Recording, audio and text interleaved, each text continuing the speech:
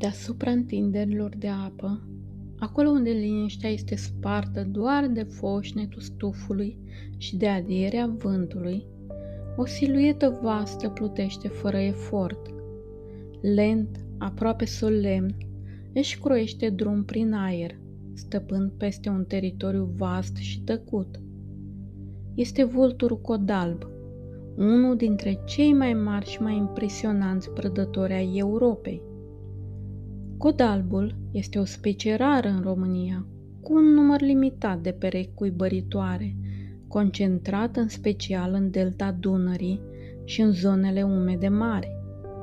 Discret și greu de observat, codalbul nu se arată des, dar atunci când apare, prezența lui transformă peisajul într-un moment de neuitat. Codalbul impresionează prin dimensiuni și prezență, cu anvergura aripilor ce poate ajunge până la 2,4 metri. Această pasăre domină cerul prin forță și eleganță. Corpul său masiv este susținut de aripi largi, aproape dreptunghiulare, ideale pentru planare pe curențe de aer. Numele de codalb îi trădează trăsătura distinctivă, coada scurtă, de un alb imaculat.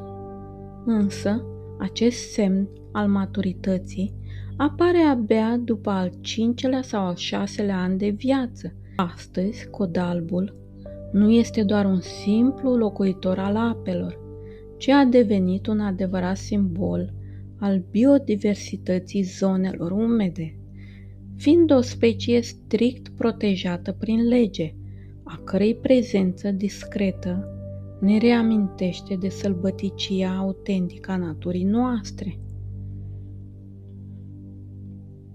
În mod surprinzător, codalbul nu se împarte în subspecii recunoscute oficial.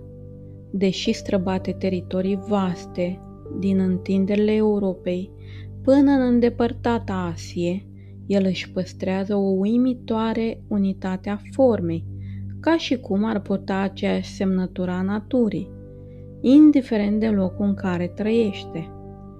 Diferențele nu se citesc în penaj sau în siluetă, ci în gesturi și obiceiuri, în felul în care fiecare populație se adaptează tăcut la ritmul locului.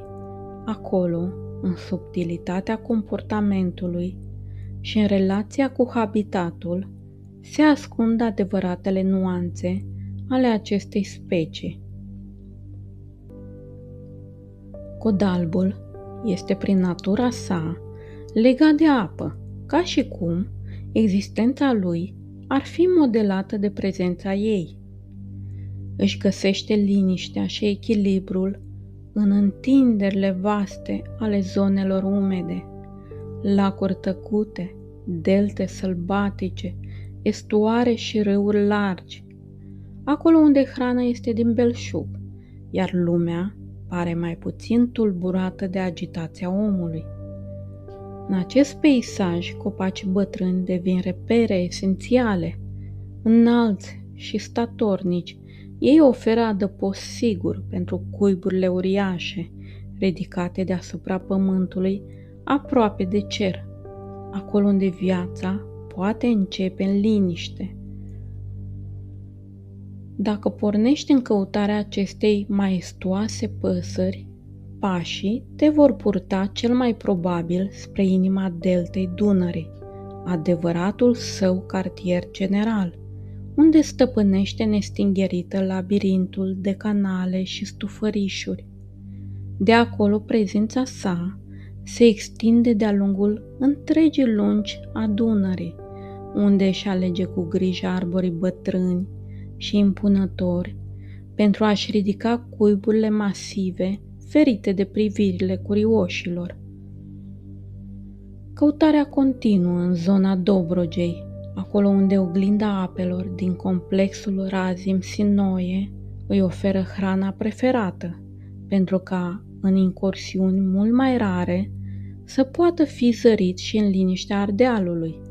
Aici, câteva perechi, monitorizate cu atenție, și-au găsit refugiul în zonele de câmpie și deal, alegând locuri unde pădurile se întâlnesc cu lacuri mari, departe de zgomotul lumii moderne.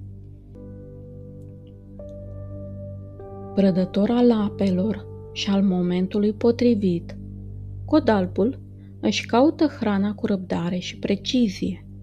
De cele mai multe ori vânează pești, urmărindu-i din înălțime, înainte de a coborî cu o siguranță impresionantă. Dar nu se limitează la atât. Păsările acvatice, micile mamifere sau chiar resturile lăsate în urmă devin la nevoie partea sa din dietă. În lumea lui nimic nu se irosește. Uneori, în loc să vâneze, alege o cale mai subtilă, urmărește alte păsări și într-un moment de slăbiciune le smulge prada. Este o strategie tăcută, dar eficientă, o dovadă că supraviețuirea nu ține doar de forță, ci și de oportunitate. În tăcerea înaltă a copacilor bătrâni, codalbul își leagă destinul de același partener adesea pentru întreaga viață. Împreună construiesc cuiburi impresionante, adevărate structuri ale răbdării așezate la mare înălțime. An după an, aceste cuiburi sunt refolosite și mărite, devenind tot mai masive, martori tăcuți ai generațiilor care se succed. Primăvara, femela depune 1 până la 3 ouă, iar ambii părinți veghează asupra lor cu devotament. În liniștea cuibului începe o nouă viață. Puii se nasc fragili, complet dependenți de grijă și protecție. Penajul lor închis îi ascunde în umbra cuibului, iar creșterea este lentă, fiecare zi aducând un pas timid spre independență.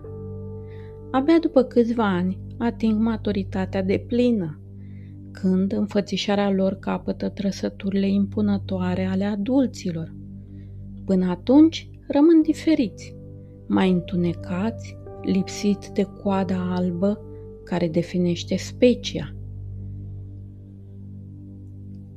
În aer, codalbul este imaginea răbdării, planează îndelung, aproape nemișcat, citind lumea de dedesubt cu atenție calmă. Nu se grăbește, așteaptă, iar când momentul devine potrivit, acționează cu o precizie desăvârșită. Este o pasăre teritorială, care caută liniștea și evită apropierea de om, alegând locuri unde natura încă își păstrează ritmul nealterat. În ciuda dimensiunilor sale impunătoare, codalbul rămâne o prezență tăcută. Sunetele sale sunt rare, joase, aproape pierdute în vastitatea peisajului, auzite mai ales în perioada de reproducere. Comunicarea nu stă în glas, ci în gesturi, în mișcări și în prezență. În România, viața codalbului urmează un ritm aparte. Unele exemplare rămân pe aceleași teritorii tot timpul anului, în timp ce altele se deplasează odată cu schimbarea anotimpurilor. Iarna aduce uneori oaspeți din nord, iar cerul devine pentru scurt timp mai bogat în aceste siluete rare. Adulții de codalb se bucură de puțini dușmani naturali, iar cuiburile lor, ridicate în copaci înalți sau pe stânci, oferă protecție eficientă puiilor. Uneori, prădători oportuniști sau alte păsări de pradă pot reprezenta o amenințare, dar astfel de întâlniri sunt rare. Codalbii trebuie să facă față și provocărilor naturale, furtuni puternice, ierni geroase sau perioade de penurie a hranei pot pune în pericol puii sau indivizii tineri. Cel mai semnificativ pericol Pentru această specie rămâne însă omul. Prin distrugerea habitatului, deranjul în zonele de cuibărit și alte activități care turblă liniștea ecosistemelor. Practic, un codalb adult, sănătos și atent, nu prea are prădători naturali, iar supraviețuirea sa depinde mai mult de protecția mediului și de echilibrul natural. Diferențele dintre cei doi parteneri sunt de-abia perceptibile pentru ochiul neantrenat. Femela, ușor mai mare, poartă aceeași eleganță sobră ca și masculul, iar împreună alcătuiesc un cuplu aproape imposibil de deosebit în zborul lor liniștit. De-a lungul timpului, codalbul a cunoscut și umbra omului, vânat, alungat, împins spre marginea existenței sale. Astăzi însă lucrurile s-au schimbat. Protejat și respectat, el a devenit un simbol al eforturilor de conservare, o dovadă vie că natura poate fi salvată atunci când îi se oferă șansa. An după an se întoarce în același loc, pe același teritoriu, ca și cum ar urma o chemare invizibilă. În această revenire constantă se ascunde o fidelitate profundă, nu doar față de loc, ci și față de însăși esența vieții sale. Tăcut, rar și impunător, codalbul rămâne una dintre cele mai fascinante prezențe ale naturii românești. Departe de agitația lumii, el continuă să domnească peste ape și stuf, simbol al unei sălbăticii care încă rezistă.